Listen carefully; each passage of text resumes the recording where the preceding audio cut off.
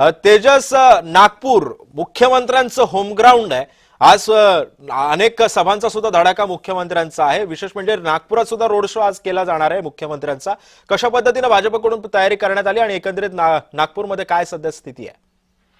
नक्कीच आपण जर बघितलं असेल आज शेवटचा टप्पा जे आहे ते थंडावणारे आहे. यातच बघितलं तर मुख्यमंत्री देवेंद्र फडणवीस यांची जे आहे ते होम पिच आहे. त्यामुळे होम पिचवर जे आहे ते बॅटिंग करायला जे आहे ते देवेंद्र फडणवीस यांनी सुरुवात केलेली आहे आणि आज जे आहे ते सकाळी 11 वाजतापासून भारत माता चौकापासून रोड शोला सुरुवात होणार आहे आणि संपूर्ण नागपुरात जे आहे ते देवेंद्र फडणवीस स्वतः बाईक स्वार होत जे आहे ते नेतृत्व करणार आहे. एकूणच बघितलं असेल तर हाय व्होल्टेज ड्रामा जे आहे ते नागपुरात सुद्धा पाहायला मिळाला. अगदी सुरुवातीपासून जे आहे भाजपमध्ये बंडखोरी सुरुवात झाली आणि त्यानंतर त्याला नमवता काही काळ जे आहे ते अपयश सुद्धा भाजपला आलं. मात्र एकूणच जिथं बघितलं असेल तर भाजपने जे आहे ते शिंदे सोबत या ठिकाणी युती केली आहे. तर राष्ट्रवादी काँग्रेस अजित पवार जे आहे ते या ठिकाणी जे एकलो चळवळीचा नारा या ठिकाणी घेतला तर काँग्रेसने जे आहे ते स्वबळाचा नारा घेतलेला आहे. त्यामुळे एकूणच या संपूर्ण चित्र जर राजकीय बघितलं असेल तर मोठा जे आहे ते बॅटिंग एका अर्थाने संपूर्ण राजकीय बॅटिंग आपल्याला नागपुरात पाहायला मिळणार आहे. त्यामुळे संपूर्ण राज्याच्या लक्षात जे आहे ते नागपुरात असणारा सेल्फी एकूणच जर बघितलं असेल तर काल जे आहे ते नितीन गडकरी यांनी अनेक प्रचार सभा घेतल्या. यासोबत जर